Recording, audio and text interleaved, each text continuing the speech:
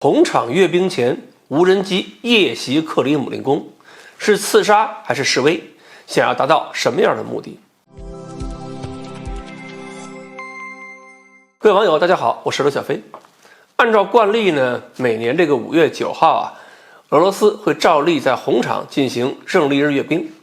而在今年5月3号晚上，就在红场阅兵场边上，2架无人机对克里姆林宫先后发起了自杀袭击，把俄罗斯总统官邸那个圆顶点着了。敏感时间里边对如此要害的位置发起这种袭击，毫无疑问是对俄罗斯国家安全能力的最大挑衅。在俄乌战争背景下，我相信所有人第一反应就是又是乌克兰干的。所以俄罗斯现在也有媒体表示，这是乌克兰企图刺杀普京。不过很有意思，4月底的时候，乌克兰确实有人宣称要用无人机袭击当时正在卢德涅沃工业区进行参观访问的普京。当时俄罗斯方面曾经回答西方记者说，现在有很多这样的谣言，因此说实在的，没有必要都去了解。而这次俄罗斯总统官邸真的被炸了，就轮到乌克兰方面出来否认了，说乌克兰不会袭击普京跟莫斯科，这种事儿只会给莫斯科增加空袭乌克兰或者对泽连斯基进行斩首的理由，不解决任何问题，而且乌克兰也没有能力这么做。所以到底是谁为了什么发起这么一次攻击？我觉得我们还是可以从视频中找找线索。首先我们可以看一看攻击是从哪里发起的。在我看到视频之前，我想如果是乌克兰干的，会不会还是用了图141无人机？因为乌克兰以前就用过这种前苏联造的无人机，进行过几次深入俄罗斯境内的袭击，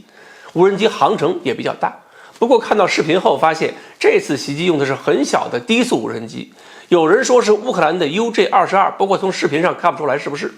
但至少可以确定攻击是从莫斯科市内或者是附近发起的，因为这么大小的无人机也飞不了多远嘛。也就是说，从攻击发起地点来看，可能性是更多了。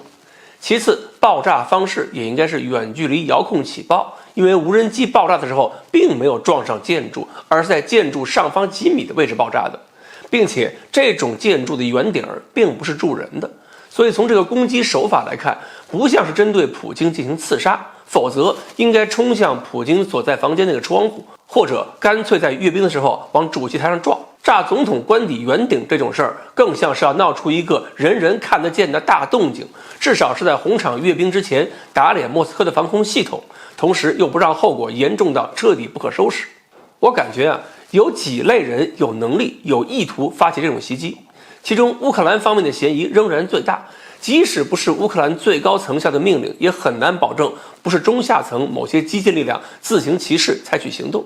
而且用2架无人机从不同方向发起攻击，那么整个行动组织从无人机的控制到后勤到采购到运输，还是需要一定的能力和规模的。